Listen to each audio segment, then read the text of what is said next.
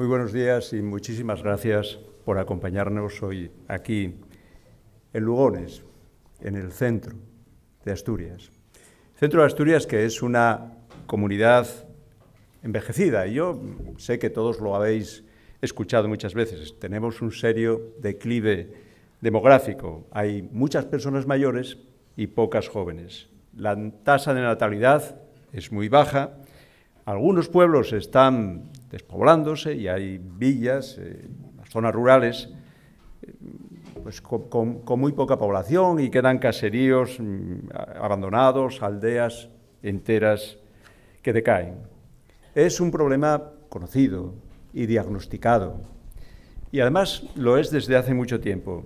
Pese a ello, hasta esta legislatura nunca se había abordado desde una visión global, y es precisamente un vecino de Lugones, el consejero de la Presidencia, que hoy está ausente por un compromiso previo, quien coordina la preparación del pacto demográfico que será presentado esta primavera.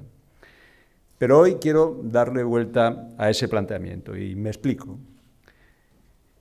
Sí, que haya una descompensación demográfica es francamente malo, pero que tengamos un altísimo porcentaje de personas mayores, que estemos entre las zonas europeas con mayor esperanza de vida, es muy bueno. Es decir, es un éxito social. Vosotros, como yo, recordáis perfectamente que antes había otra vejez.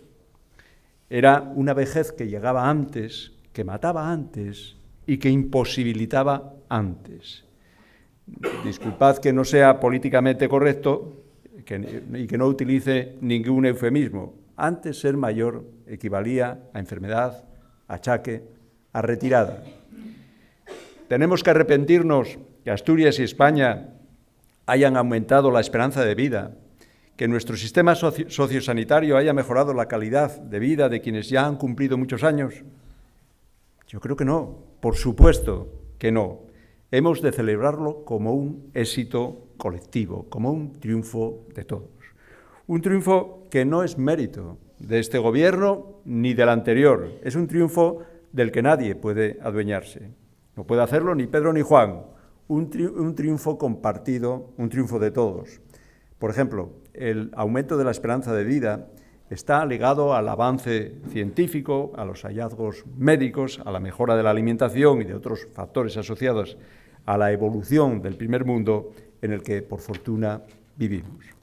¿Y eso tiene marcha atrás? Esa es la pregunta. Y es una buena pregunta, porque yo me temo que sí. Quizá no sea posible un retroceso general, pero sí que se pueden dar peores condiciones para la mayoría. Porque todos esos grandes pasos que hemos dado en unas cuantas décadas fueron paralelos al estado de bienestar en España. Nosotros crecimos con la esperanza y el convencimiento de heredar un mundo mejor que el de nuestros padres. Pensábamos que así sería siempre. Pensábamos que nuestros hijos vivirían mejor que nosotros, que tendrían más oportunidades que las que hemos tenido nosotros, que respirarían un aire menos envenenado del que hemos respirado nosotros. Y ahora a veces tenemos la sensación de que van a tener que trabajar como esclavos y a competir sin compasión, y eso nosotros no lo queremos. No queremos que vivan en el miedo a una enfermedad cuyo tratamiento no se vayan a poder pagar. Por eso antes hablé del éxito social y ahora debo hablar del riesgo de un fracaso colectivo.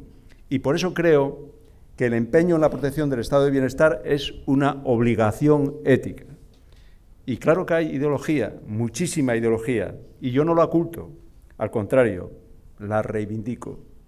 Hay gente que en lugar de izquierda y derecha quiere otras distinciones. Ahora ya no se habla de izquierda-derecha, se habla de los de abajo y de los de arriba. Bien, pues yo os digo que hay mucha gente de los de abajo que comparten los valores morales y los valores sociales de los de arriba. Incluso ahora estamos viendo cómo algunos de los de abajo se convierten en sociedades jurídicas, en personas jurídicas a efectos fiscales, que es algo que siempre hicieron los de arriba. Por tanto, sigamos con izquierda-derecha. Y si alguien no quiere hablar de izquierda-derecha, que hable de diestros y zurdos, que fue lo que se hizo toda la vida. Pero esas categorías existen. Existen, por supuesto, que hay que tener competencia técnica para la defensa del estado de bienestar, porque gestionar exige además un conocimiento previo, pero el compromiso ideológico es sustancial. Y estoy hablando de las pensiones, de la asistencia sanitaria, de la educación, de los servicios sociales. ¿Cómo puedo negarme a estudiar alternativas para garantizar el pago de las jubilaciones? En modo alguno. Pero si yo tengo claro que las pensiones son un mecanismo de solidaridad intergeneracional que define la cohesión de una sociedad, que son un derecho inalienable, iré dispuesto a defender su continuidad, a fortalecerlas.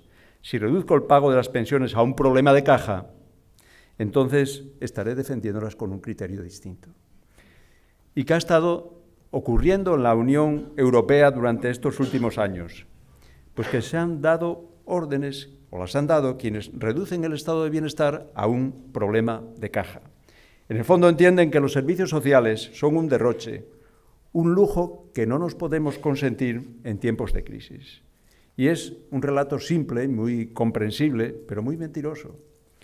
Hay suficientes evidencias de que el desarrollo del estado de bienestar repercute a favor de toda la sociedad. Siempre se pone el ejemplo de los países nórdicos, pero no hace falta. Pensar que los innovadores innovan más y mejor y los emprendedores emprenden más y mejor y se investiga más y mejor y se trabaja más y mejor en sociedades con buenos servicios públicos de carácter universal, porque son sociedades más cohesionadas, porque son más seguras, porque son más habitables y porque son más vivibles. Pero, en todo caso, si analizamos los datos de otros países, los países centroeuropeos, veremos que dedica mucho más porcentaje a su Producto Interior Bruto, es decir, de su riqueza, al gasto público que lo que dedicamos nosotros. Y son naciones que todos identificamos con el desarrollo, la prosperidad y los derechos sociales. Y tenéis que preguntarme qué hace a estos efectos el Gobierno de Asturias. Veréis, el sábado pasado participé en un acto en Arriondas. Era una jornada sobre desarrollo humano. Allí reivindiqué la publicación de las balanzas sociales para todas las comunidades autónomas. Y hoy vuelvo a reclamarlas. Y os lo explico porque seguro que me lo entenderéis. Todos los meses se publican los datos del paro registrado. Incluye estadísticas en las que se pueden comparar los porcentajes de desempleo de todas las comunidades autónomas por edad, sexo, raza, rama de actividad, sectores. También incluye datos municipales. Sabemos concejo a concejo, ayuntamiento a ayuntamiento, cómo se distribuye el paro. En un ejemplo que todos conocemos, permite comparar y sacar conclusiones. Y a mí me parece útil y conveniente. Pues no existen unas estadísticas similares, homogéneas, que nos permitan comparar los servicios sociales en la asistencia sanitaria o la educativa. Y a mí me parecen necesarios, porque así vosotros y todos los asturianos, todos los españoles, vivan donde vivan, tendrán la oportunidad de comparar, de medir, de saber qué comunidades desarrollan mejores políticas y cuáles no. Y estoy seguro que si esas balanzas sociales se publicasen, Asturias estaría entre las mejores. Y la gran mayoría de los datos comparativos que conocemos así nos lo indican. Y ese es el resultado acumulado de años en los que los gobiernos de Asturias se han preocupado de consolidar el estado de bienestar. No es el mérito individual de ningún presidente y ni siquiera de un partido, sino un patrimonio común de todos los asturianos que hemos sido capaces de construir. Cuando asumí la presidencia del Principado, aún no hace 3 años, me comprometí a proteger ese patrimonio común. La calidad de nuestros servicios públicos es la joya de la corona de la sociedad asturiana. Y yo no quería ni quiero que se malbaraten, que se empeñen. Creo sinceramente que lo hemos conseguido. E insisto, no es un mérito particular, sino un mérito colectivo en el que cada cual ha jugado su papel. Y aquí entran las políticas de mayores, como se dice. También en este caso las comparaciones son un buen instrumento de análisis. Yo lamento dar los datos, pero es que los datos en este tiempo de descrédito de la política son mucho más fiables que las palabras. Durante el periodo 2004-2011, gobierno del PSOE, las pensiones mínimas, las mínimas en España, aumentaron un 53%. Desde 2011 hasta 2015, gobierno del Partido Popular, han aumentado un 5,5%. Nosotros tenemos una buena red de centros y plazas para mayores. La consejera de Bienestar ya os ha facilitado los datos. Quiero deciros que, pese a todas las dificultades presupuestarias, siempre hemos mantenido nuestro compromiso con la inversión social. El último ejercicio destinamos 200 millones para los programas de envejecimiento activo y saludable, para subvenciones y para mantener los servicios. Y os cito, perdonadme, otros datos. En la clasificación de las autonomías con mejores servicios sociales, Asturias ocupa el 4º puesto, después del País Vasco, Navarra y Castilla y León. Y el País Vasco y Navarra juegan otra liga económica porque tienen una muchísima mejor financiación. Por lo tanto, estamos en el 2º lugar de las comunidades con régimen fiscal común. Asturias dedica al sistema de servicios sociales un porcentaje mayor del PIB, es decir, de nuestra riqueza, que la media estatal, el 1,77% frente al 1,41%, es decir, 0,36 puntos más.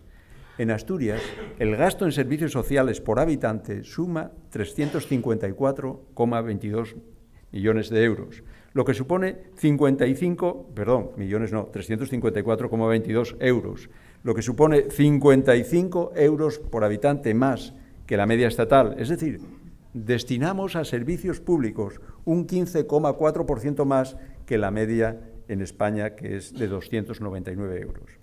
En cuanto a plazas residenciales para mayores, contamos 4,43 plazas por cada 100 personas mayores de 65 años, también por encima de la media nacional, que está en 4,31. Para mantener la red de servicios sociales de proximidad, el Gobierno de Asturias aporta el 89,4% del total del gasto. La media del Estado se sitúa en 80,4%. La cobertura de ayuda a domicilio, Asturias también está por encima de la media estatal.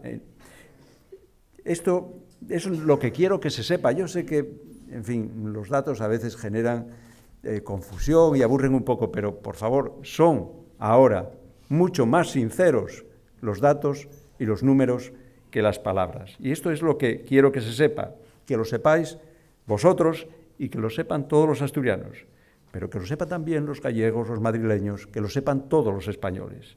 Y no estoy describiendo un lugar idílico, me refiero a una realidad problemática donde queda no mucho, donde queda muchísimo por hacer.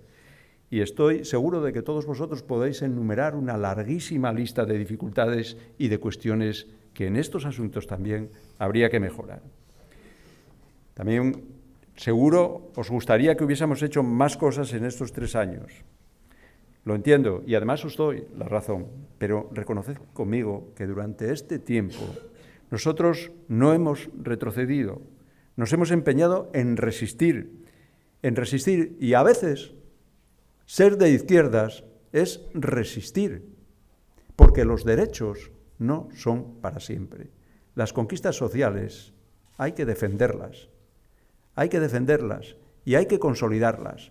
Y luego sí, y luego avanzar. Luego avanzar porque las luchas de ayer son los derechos de hoy y la lucha de hoy va a ser los derechos de mañana.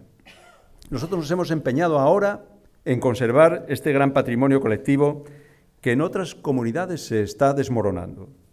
Nuestra gran prioridad era resistir la presión, aguantar los ataques, y os aseguro que lo hemos conseguido. Debemos estar orgullosos todos, repito, insisto, y pienso en nuestro patrimonio común, de estos 2 grandes hospitales que empezaron a funcionar hace un año, el de Mieres y el UCA. Y eso no son una baza de este gobierno, sino que están incorporados al patrimonio social de Asturias. Así quiero además que se vean las cosas. Y perdonad que me haya alargado, pero creo que es muy importante. La calidad de los servicios públicos nos incumbe a todos. Todos los asturianos y yo, como presidente, debemos de estar orgulloso de ello. Estoy convencido de que todos vosotros estáis en esa labor y algunos en primera línea, y por eso os agradezco tanto que estéis aquí en estas vísperas ya de un proceso electoral donde el PSOE comenzará, ya hemos comenzado a elaborar nuestro programa electoral, y en ese programa electoral, consejera, en Siero tendremos esa residencia pública, no solo que se reclama, sino que se necesita. Muchas gracias.